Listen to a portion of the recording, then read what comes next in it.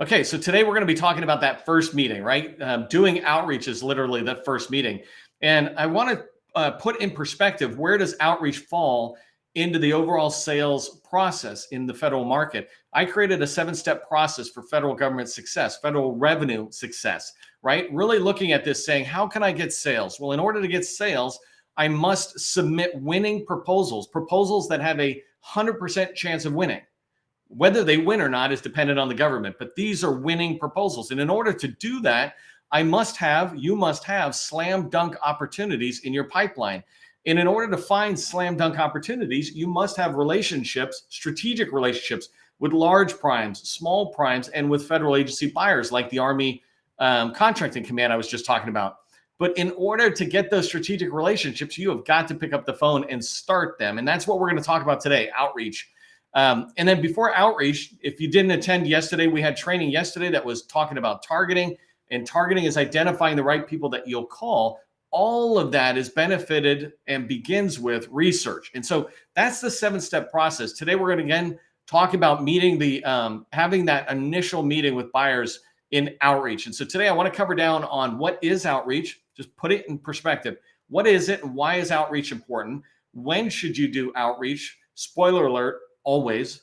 Who you're going to be reaching out to. So I want to give you ideas. If you haven't taken any other training, I want to make sure you understand who you're going to be outreaching to. What are the titles that people have, et cetera.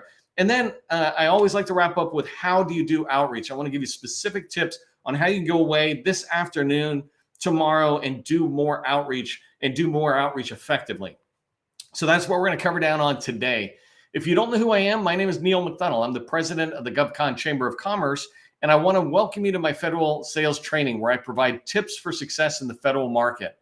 I spent 20 years as a small business owner in the federal market, and since 2018, I've been teaching people like you that government contracting is not a secret, it's just a process. When you follow a process A to Z, you're going to have repeatable, predictable results, and that's what I want for you in the outreach activity you're going to do and the sales success that you want, having that repeatable, predictable success. Do me a favor, in the chat, put your core competency in your company name. If you can, if you're on a desktop or if you're able to do this on a mobile, tag your company in LinkedIn. So put at GovCon Chamber, for example, and it'll come up with your company name. So you're tagging it. This makes it easier for other people, including buyers who come to our training, to click on it and go discover your company and go down this rabbit hole of learning about you. And also put your core competency. I really want to get you used to using only 2 or 3 words. Don't put a lot of extra stuff at the moment. Here, you want it to be, company ABC. We do data management. When you do that, it begins to sink in our memory. And people who come to these trainings need to see it 20, 30, 40 times that same way. You can never do it enough. But too much, but when you do it enough in that way, it'll sink into our minds. And when I have a chance to refer somebody to you or you to them, I'll remember who's the data management company, who's the workforce development company, et cetera. So if you're open to connecting, let others know. If you're a second connection, third connection to me, welcome. I'm going to reach out and connect you, and let others know, though, if you're open to that as well. Okay, so let's start with what is outreach, and especially as it relates to federal sales, right? When we talk about it, it basically is cold calling. Right? Sales is all about cold calling.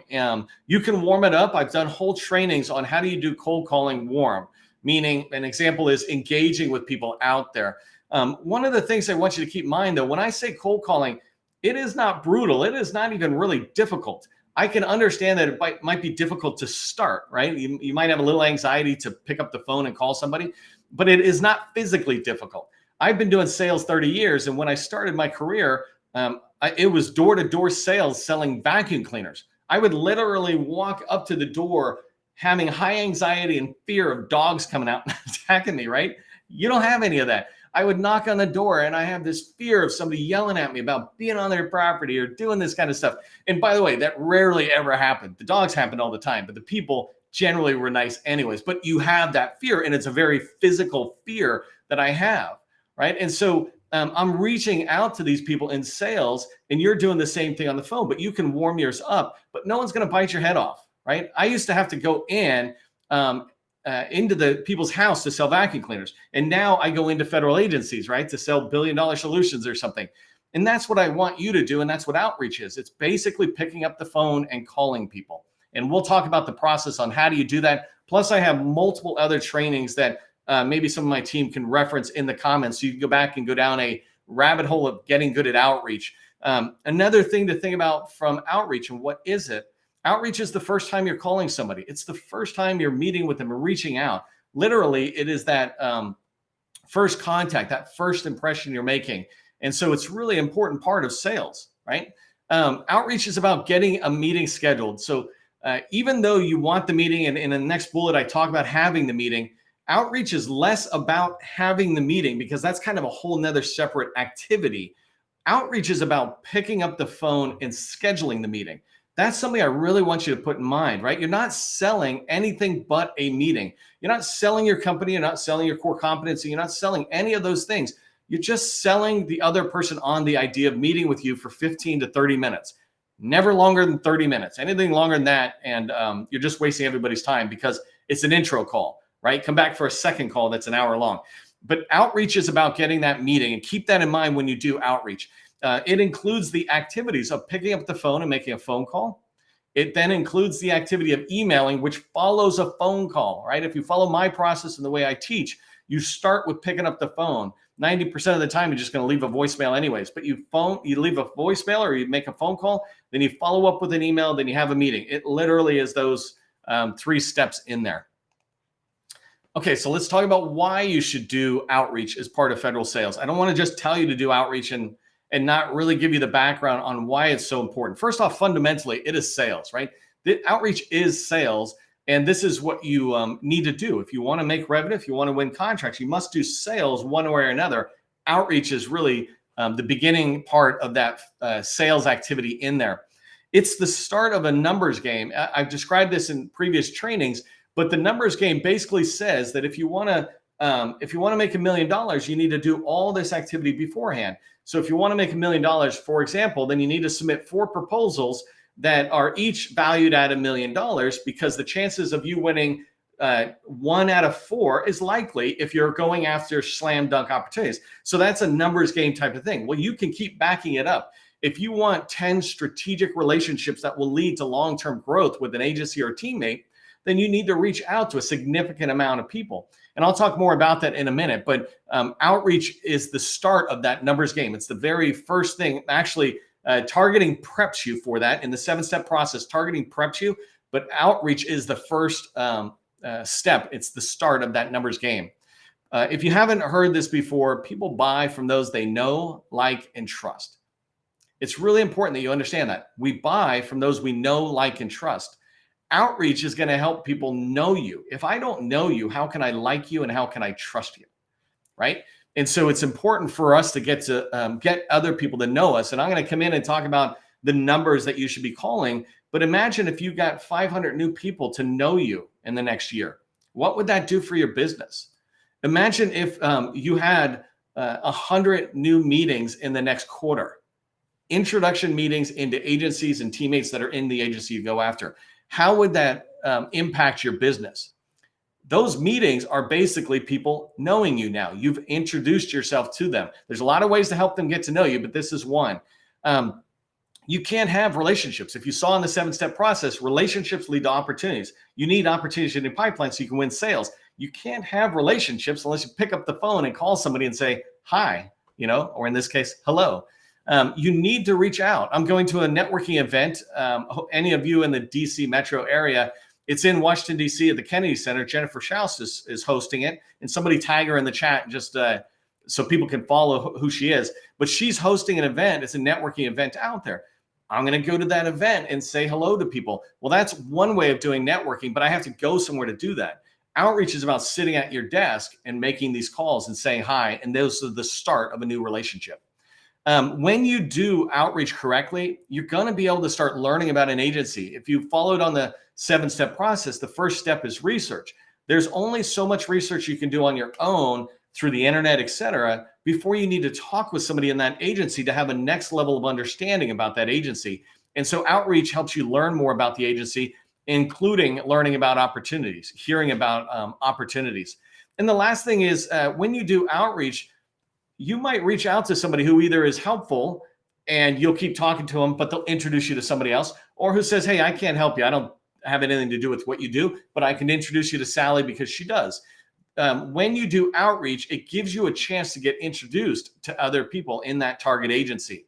As long as you can get somebody on the phone, you have this ability in that intro call to ask for that introduction. So it's a fantastic opportunity. So I like this slide because when I was preparing it, it took me a lot of time, right? I had to center the words. When should you do outreach? You should do outreach every single business day. If you're full-time sales, you should be doing this every single day. If you're a business owner, you should be doing this every single day. If you have any part of business development and capture responsibilities in your company, you should be doing this every single day. The only thing that changes is the number of people you call every single day.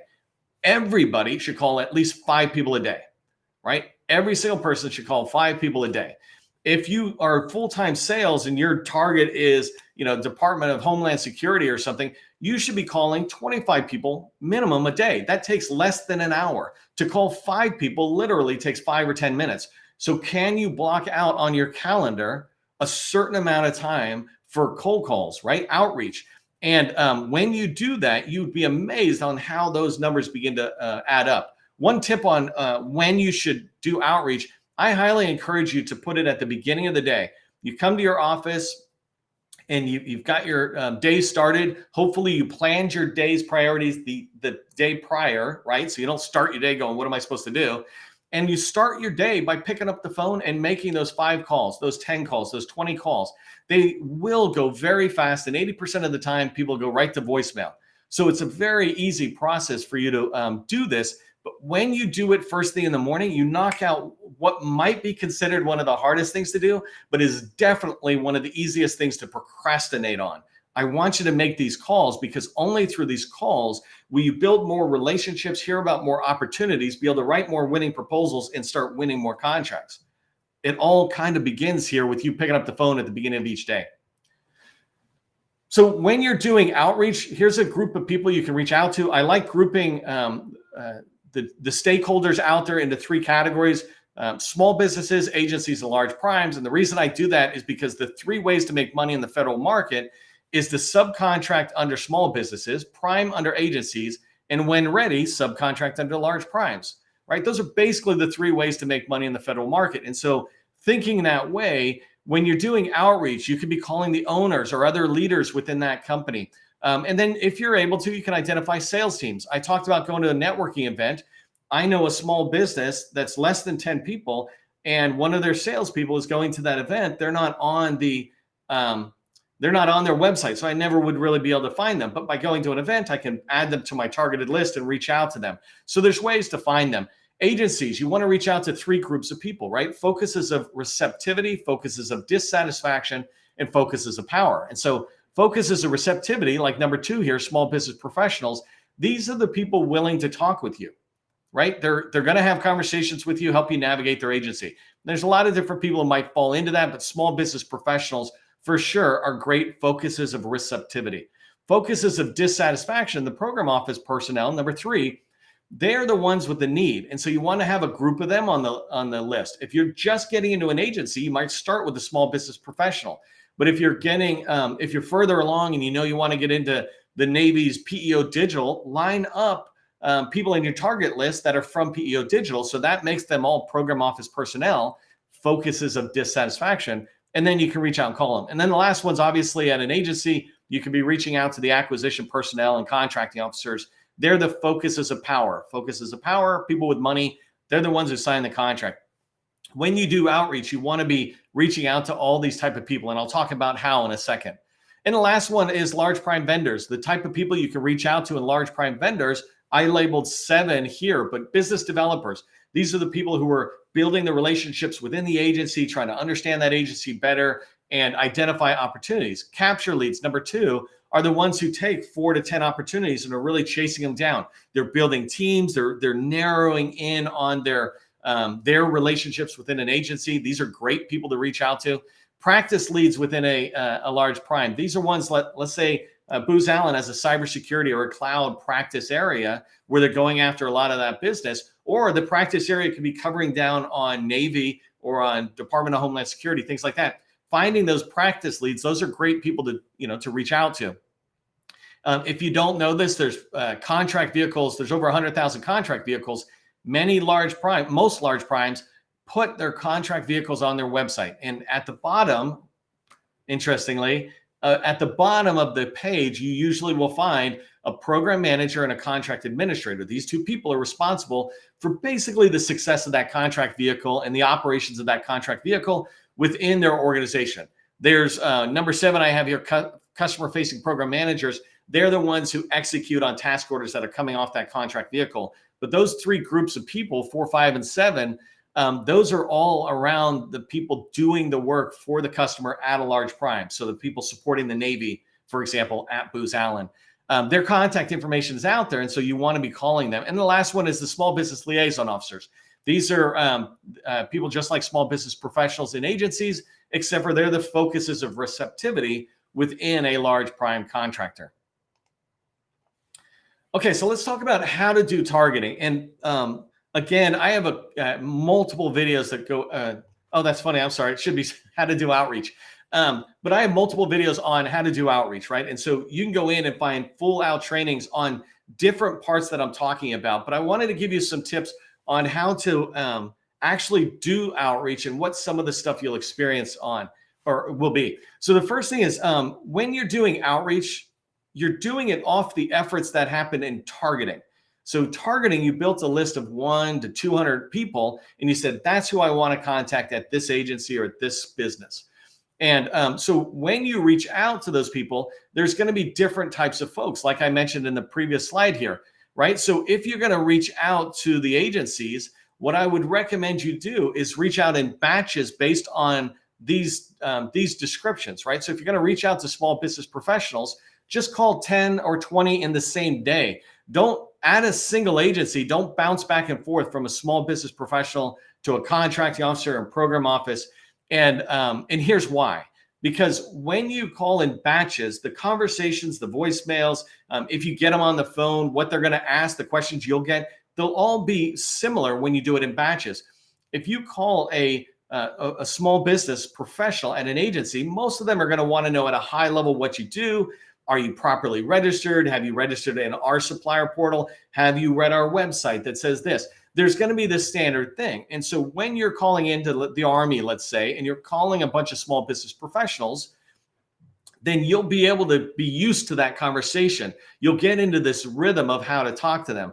And so it's okay if you call the same or different batches in the same day, but just do them together. So if you're going to call a bunch of small business professionals, do that first.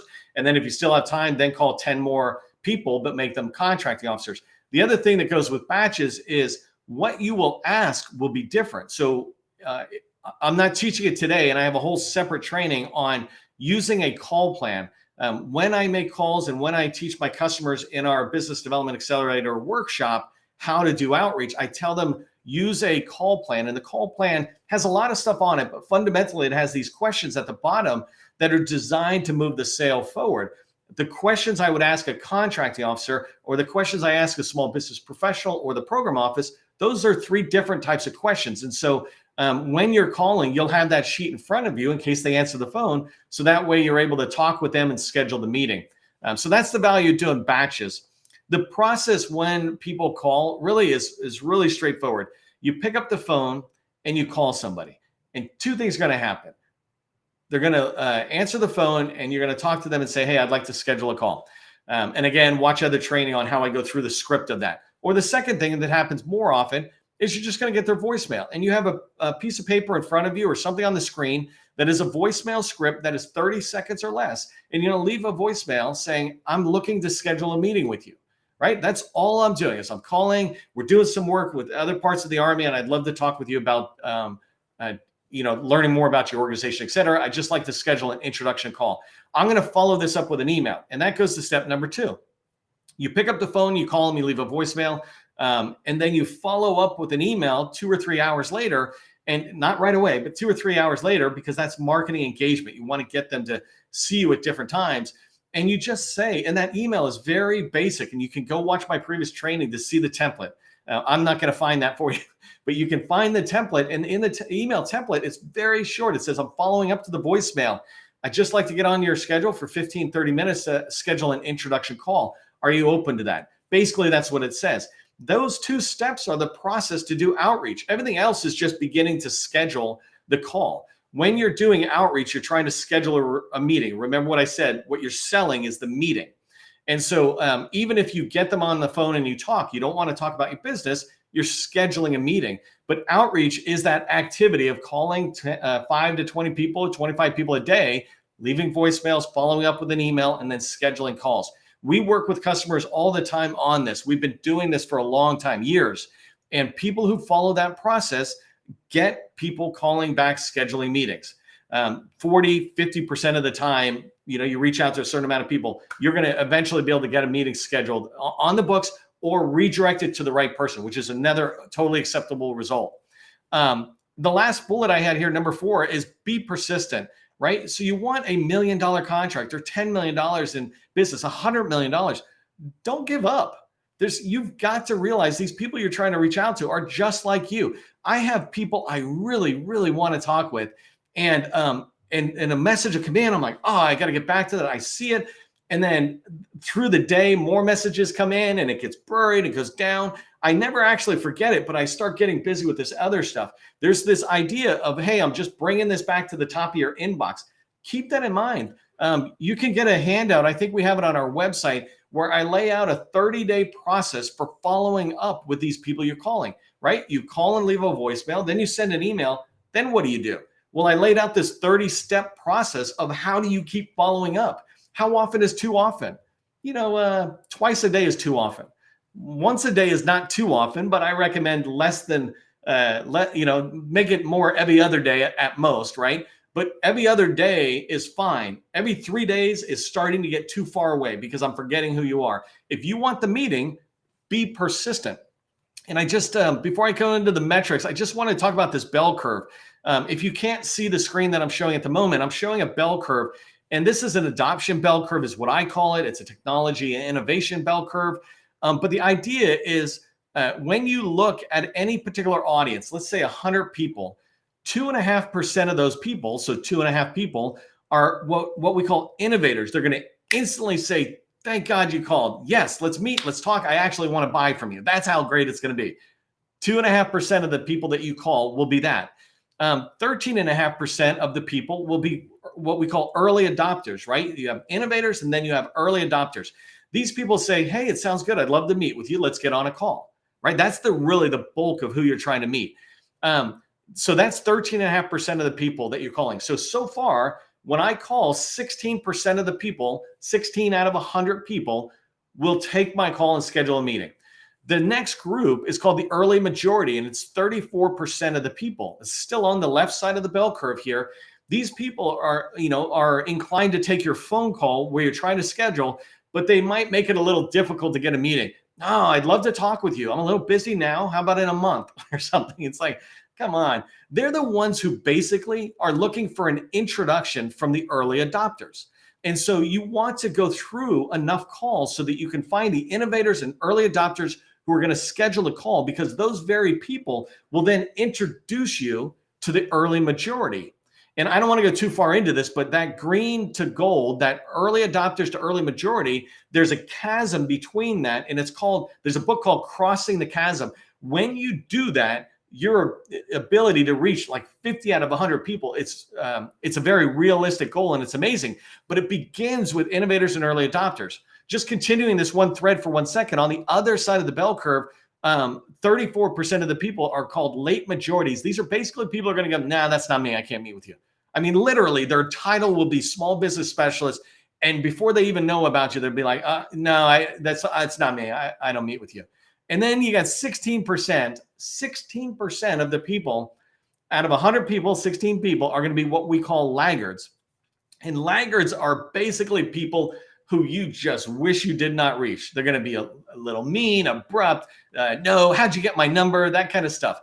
Here's the challenge in outreach is instead of us really believing in the bell curve and understanding that 50% of the people are going to meet with us, 16% of them are going to meet with us as soon as we get them on the phone, we focus on the late majority and the laggards, the ones that are like, I don't know if I want to meet with you. What the heck are you calling me for, right? We let ourselves get focused on them. But the problem is we're not understanding that sales is about no's and yeses. We need no's and we need, in order to get yeses. We need to get rid of dirt in order to find gold, right? And so I really want you to sit there and pay attention to outreach is about calling hundreds and hundreds and hundreds of people. If you want $1 million, if you want $10 million, if you want to build your company to $100 million, that is 100% doable. You just have to be willing to put in the work to do it. And the work is, as it relates to outreach, picking up the phone and calling people. And so I have some daily metrics here. And so it's funny, this slide, I just messed all up. But in this metrics, I really want you to pay attention to a couple of things. If you don't measure it, you're not going to do it. So put up a chart on your wall or something. Don't hide it. Put it up so you can see it all through the day. But if you're going to do 5 calls a day, just put up a 8 by 11 sheet of paper with 5 boxes across, 30 days down, 31 days down, and every month put the month name on there and start Xing it every time you do 5 calls. And if you do it at the beginning of the day, you've got it. And as you go forward, you want 25 calls in the week, right? So some days you'll have more energy and you'll actually put those calls in on a Tuesday or Wednesday. But either way, if you do 5 a day, you'll start hitting it. You want to measure these, because if you don't do the calls, how will you have the relationships that lead to the opportunities that enable you to write winning proposals and get the revenue you want? It all comes back to measuring your activity. Make your activity reasonable, but when you measure your activity, measure reasonable activity, you'll have the success. So here's what I want you to remember from today's training. First off, you must pick up the phone. If you want to make sales, pick up the phone. If you have any reason that prevents you from doing it, find somebody on your team to do that. Picking up the phone is not a hard thing. Interns could do this, right? Those of us who are senior can do it, and interns can do it. Picking up the phone is the easy part. The second thing to keep in mind is, unlike vacuum cleaner sales, right? In the federal market, people don't bite. Nobody is rude. Even that laggard I talked about, they're not even really rude. They're just passively rude. So no one's going to bite. Keep that in mind. And then the last thing is track that metric and celebrate your progress. When you did 5 calls in a day, give yourself a high five or find somebody to do it with, which is way more fun. And every week, give yourself a high five. Every month, figure out ways to reward yourself. And the last thing I want you to keep in mind is that tomorrow's training is going to continue this. So we talked about outreach. Tomorrow, we're going to be talking about strategic relationships and building those. That's what leads to opportunities. I want you to remember, government contracting, it is not a secret. It's just a process. Part of the process is picking up the phone and calling people. I'll see you in the next training.